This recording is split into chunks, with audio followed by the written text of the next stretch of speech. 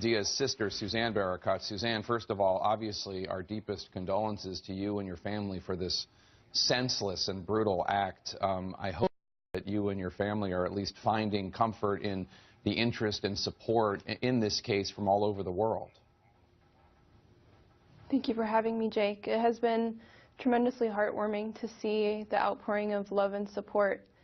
The way it started, I would say, the day of the murders, an assemblywoman from the state I live in used the hashtag Stand Up Against Islam, and it's currently an open season, a time where it's an open season against Islam, Muslims in Washington, Muslims in the general media, dehumanizing Muslims in movies like American Sniper. It's incredibly inspiring right now to see that Dia, Yusur, and Razan's love for their country is being reciprocated.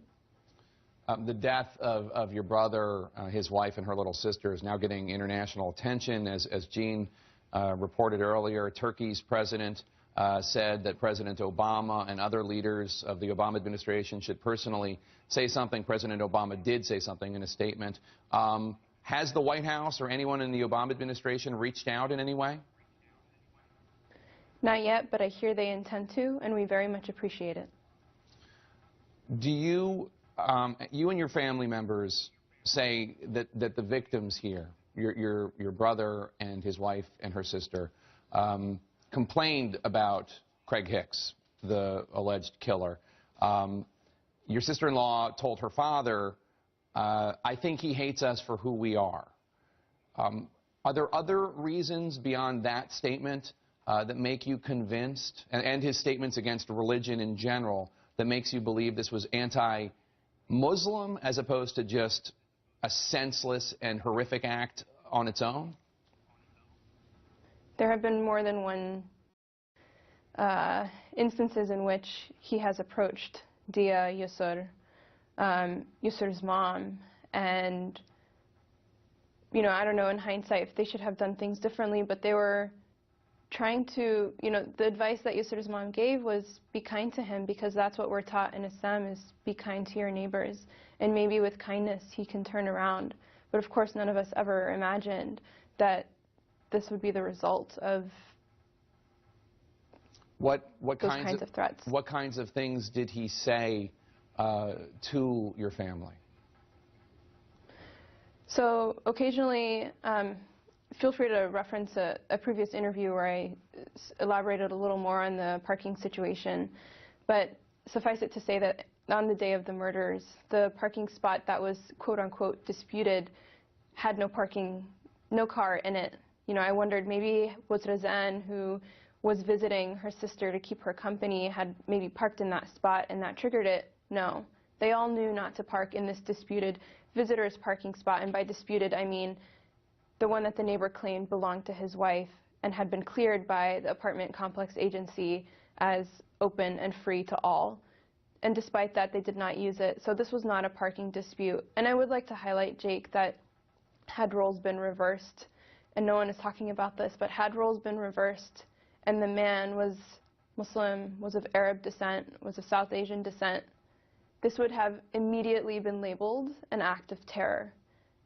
I haven't heard anyone use the term terrorist here, but why the double standard? He has terrorized our families. He has terrorized our lives. He has terrorized our community, locally, nationally, and internationally. And it's time that people call it for what it is. This man was very hostile towards organized religion. Lots of things on his Facebook page demonstrating his hostility towards religion, not just Islam, but Christianity as well. Did he ever say anything that you know of that was anti-Muslim to your family members? Considering that 3 of them are now deceased and I can't ask them that question, and I live 3,000 miles away from them, all I know is that they have been, I'm sorry. Take your time.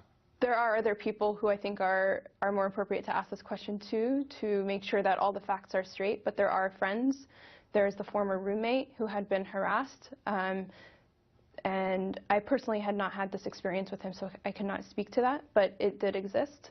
Yeah. What do you want? What does the family want? There's obviously nothing will bring back these 3 young people who seem amazing, and this is such a horrific event, but what does justice look like to you and your family? Justice means making sure that this never happens again, making sure that Muslims are respected, are protected, are cared for, and are not left to live in fear. I was speaking with my husband and wondering, how are we going to raise children in this country if we are afraid for their safety and for their lives because of the ignorance and because of the biased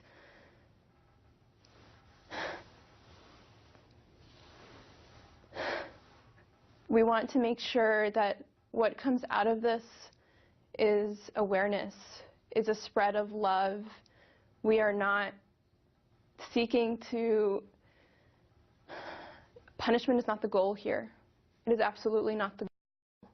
We want everyone in solidarity globally to make sure that we all unite as humanity, honor their lives and their legacy. We want to further the things that they were passionate about, their dedication to service, their dedication to the homeless populations, to refugees abroad.